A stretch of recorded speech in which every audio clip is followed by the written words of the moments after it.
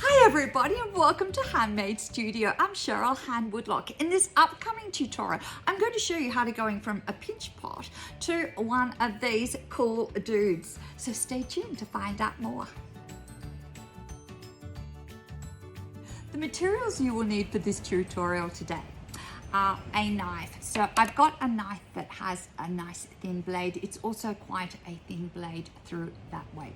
If you use a butter knife, it will drag too much and it won't work as well. So a thin bladed knife at the tip is absolutely perfect. You'll need your slip or slurry. So you're going to need your clay that has been watered down into a nice smooth consistency. So that's a slip. It's usually the same clay that you have used to make your egg shape. You are also going to need a skewer or a chopstick. I like these because they make really good holes and pieces. So that is going to work really well. And that's about all that we need apart from our hands and some clay. So stay tuned and we'll start working soon. You've been busy and you have made your egg shape. Now we need to make it into a fish. First of all, I'm going to put a line down the center. I'm going to use my knife. I'm not going to cut, I'm just going to use it like I would a pencil. And that gives me the center of the piece, roughly the center. So that's my center. Now I'm just going to do halfway so I know where halfway is. Again, it's just very lightly. Now I'm going to do a third, and a third is where my actual face is going to be. So these are just guidelines, and I like to have these guidelines in place so when I'm putting things down like my tails, my fins, my scales, I know where everything should sit. So that is the start of my piece. The first thing I'm going to do are the fins. So these are the fins of my fish. They are actually balls. So I'm going to do a series of balls. They're not overly big. So that is one ball. Now, before we start playing and making the fins, you're going to make around about 3 or 4 that are around about the same size. Don't start making one until you know you've got all of them done. That way you will get very consistent sizes. They're roughly the same size and they are going to work really nicely for what I am wanting to do. The next thing I'm going to do is I'm going to flatten these out slightly. I want them thick at the base here, then going to thin. So I'm going to put it in my hand and I'm going to gently use the heel of my hand to push that clay out. And what's happening is that is really thick, but that area is thin. And that gives a lot of strength to my fin. If it's too thin down at the base, it's going to crack and fall off, and it makes it hard to attach to the body. So I'm going to do 4 of these.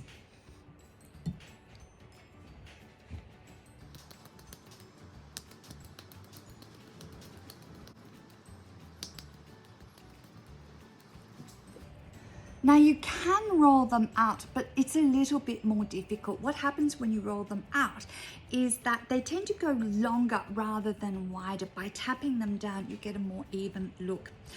Now this is still quite thick around the edges compared to this one here. So what I'm going to do is I'm going to gently pinch, not all the way down here, but halfway, very gently pinch it up. So I'm just gently pinching that clay out, and it's thin around the edges now. So not too hard here, but then just pushing that out.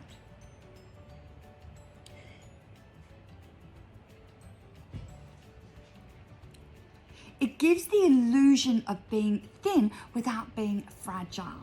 So again, do all of them.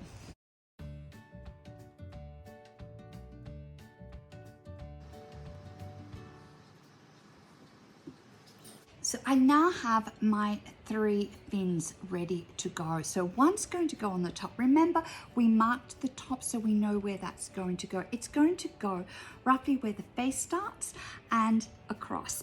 Now, the thing I'm going to do is I'm going to gently tap that down. And what that does is it makes it a nice flat bottom, and it's really wide. So it's a good surface area for that to stick to. So what you need to do is select which one is going to fit best on the top. That will do nicely. When I stick this on, I need to scratch and slop to stick. That is your scoring. Remember, if you don't score, this is not going to stick. So I'm going to put my marks on there. Nicely done. I can do it on here as well if I want to make sure that is well stuck. One side, remember, dab that on. Do not brush it on, otherwise you will smooth it back. Now this is going to be jiggled on. When I jiggle it on, you can see that there's a lot of wet clay. The slip is actually oozing out. So that's really well stuck now. I'm happy with that. The other thing, when I'm putting it on, I'm not pinching really hard. I'm just gently jiggling it. So I'm just giving it a gentle jiggle when I do that. So don't squash it, otherwise you'll make this so thin that it will break. And at the moment, I actually have it it's still quite thick, apart from the last 1/4 inch. It's the 1/4 inch at the edge that is thin, not the rest of it. I can now smooth this in slightly. So I can get my skewer.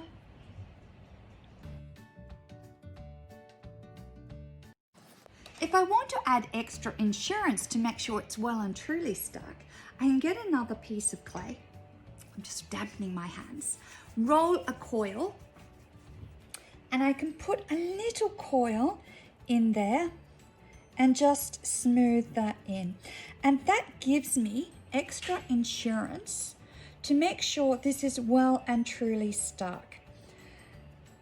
And I do that with a lot of my joins when I am doing sculptures, especially a transition going from the body into a piece that I want to make sure won't break off, like necks and legs and arms.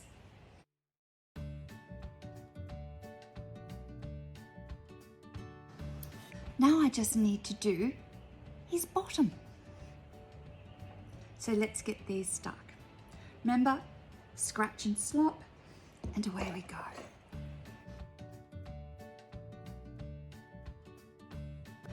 The other thing about the placement of the tails, make sure they are up from the bottom. The worst thing you can do is have it touching the bottom, then they're likely to break. So if they're lifting up slightly, there's less chance of them being knocked while they're dry or going into the kiln.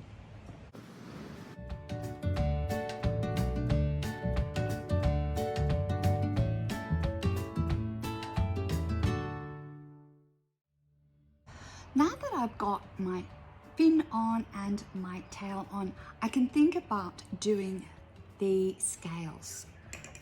The scales are just balls of clay. So I'm going to make 2, 4, 6. I'm going to make 16 balls. So here we go.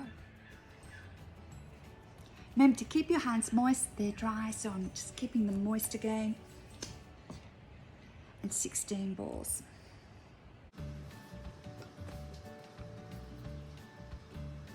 So a little bit bigger than your thumbnail, okay? So a little bit bigger than your thumbnail is a good size.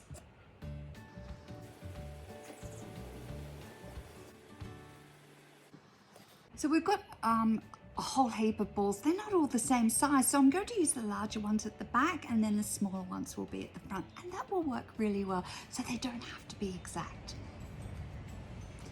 The next thing I'm going to do is I'm just going to gently pinch these so they're that shape and they look like that.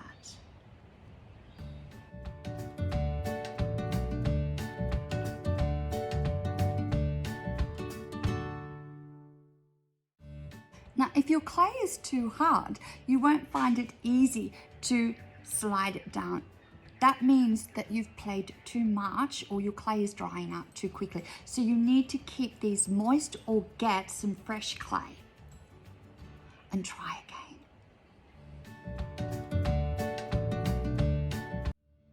I'm ready to stick these on. Remember, when you're sticking on, you need to scratch and slop to stick, or score and slurry, score and slip to stick. So we're going to just mark where these are going to go, and at the back I want 3. So I'm going to mark 1, 2, 3, then I'm going to have 2 here, and then I'm going to have 3 more there. So that gives me an idea of where they're going to go, and I'm just going to score the area. So we always start at the back first. Get your largest, give it a little bit of a scratch. Now what I'm going to do to make it easier is I'm just going to put my toothbrush there, dip that in, jiggle that on, and then I'm just going to slide my finger along it. There we go, and I'll do that again.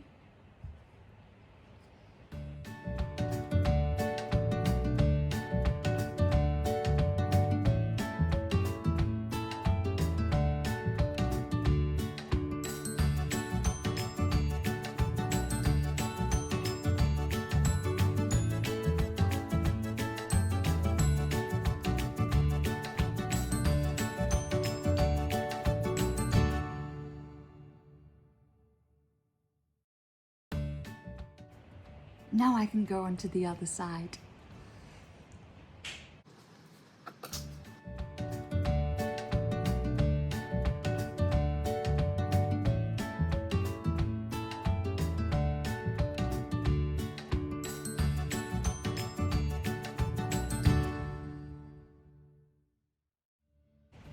We have all our fish scales on, and you do need to turn it around to make sure that it is fairly even. So I'm happy with that. It's looking pretty even to me.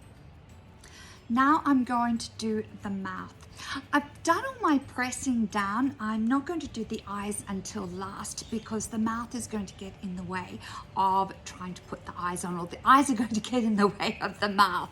So I'm going to now cut this open. We have actually had this like an airlock. So it's like a balloon that you can sort of press without it. If you press too hard, of course it will burst, but it's an airlock, and I've also put newspaper in there to support all this pressing down that we have been doing. Now I'm going to open up the mouth, and it's going to be a little bit more fragile once you open up the mouth because there's no more airlock in there. So draw your mouth first that you think you want to have. So I'm just going to turn this around and I'll draw it in, and then I'll show you guys.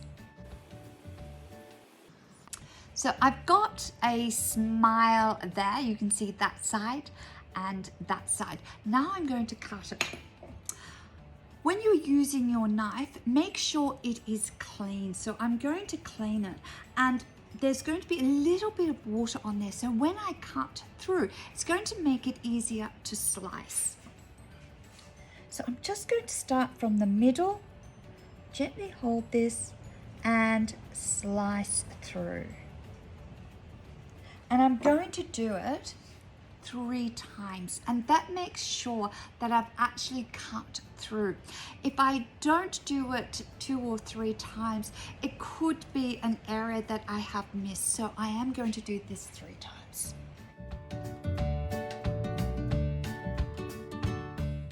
And that cut through really cleanly. Now I'm going to do the other side.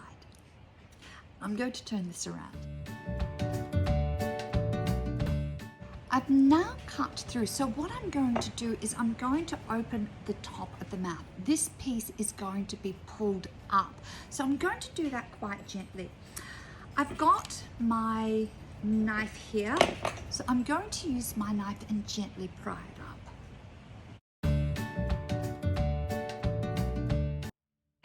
I've just pried it up a little bit. Now what I'm going to do is I'm just going to tease it up with my fingers. So I'm just going to wet my finger. And I'm going to just gently get in there and tease it open. Now remember when I did this, I said keep your clay fairly thick when you do your pinch pots for your decoration. If you don't do this thick enough, what's going to happen as we're teasing it up, it's going to thin out and break. So by having this clay fairly thick to start with, it's actually going to spread easily.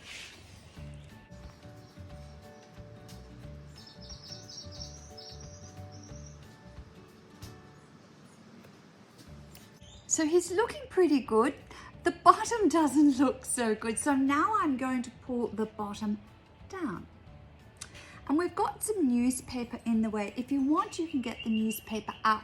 But that newspaper is there still supporting this. So I'm going to keep it in for a little bit longer and just work around that newspaper.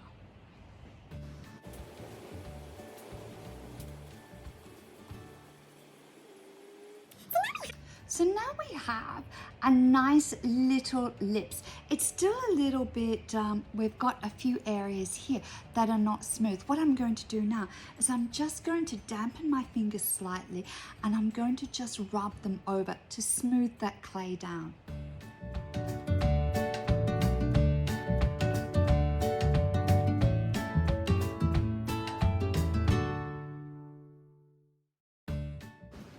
Now, what I'm doing at the top lip, I'm going to pull this and I'm just going to rub that a little bit more so it looks like he's got a slightly fuller lip. And I'll do the same on the other side.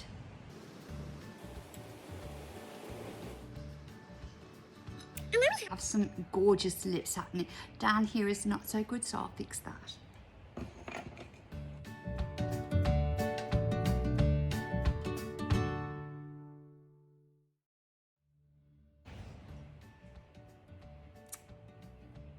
I've got my lips on, it's looking really, really cool. What I need to do now is I need to put on my eyes. So I'm going to mark it. First, I'm going to stand up, look down, make sure I've got it even. Because remember, I had that line through the center and now I can use that line to work out where my eyes are going to go. I'm going to make two balls. They're going to be the same size and they're going to be my eyes.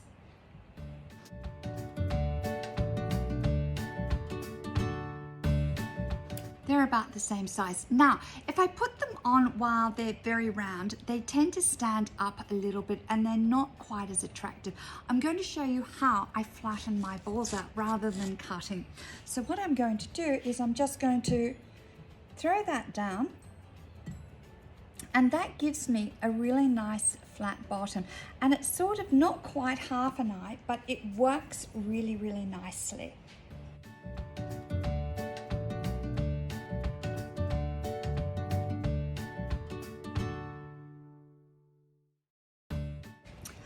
I like putting in the actual eyeballs and putting indentations so it gives a little bit more character to it. And I'm going to use the back, the rubber of the pencil.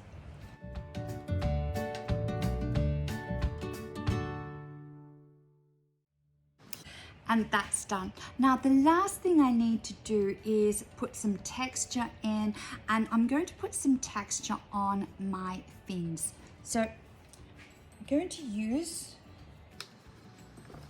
the skewer. Start at the center, do a quarter, and then I can do some more. Now when I do this, I've actually got my thumb supporting behind.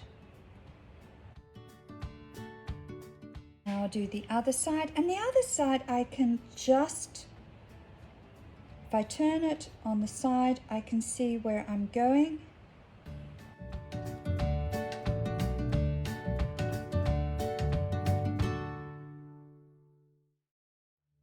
That's looking really, really quite cool.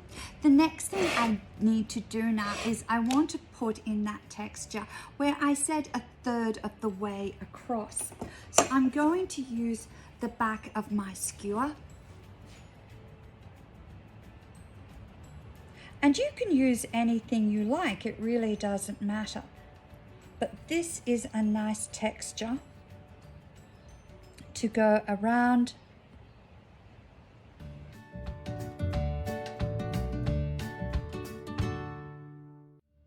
Cool. Now this is going to be a tea light. If you were actually going to do a totem pole, you'd want a hole probably going through the center of him, and that way you could then put him on a pole.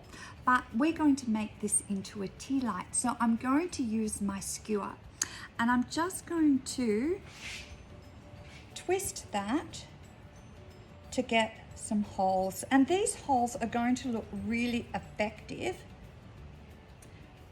with the tea light. So I'll go through.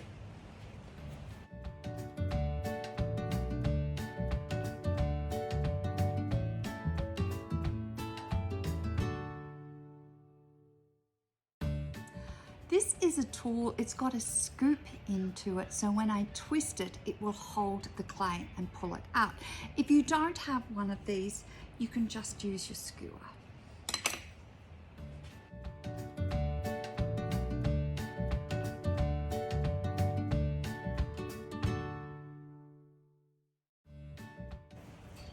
You can basically put the holes anywhere you like, it's up to you. Remember, you are the artist.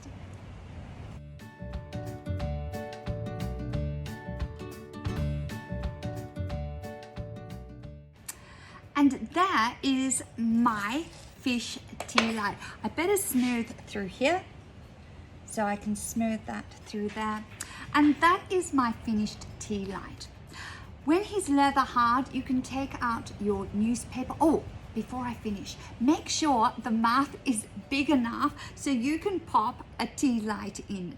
That is really, really important. Otherwise, he's not going to glow and shine.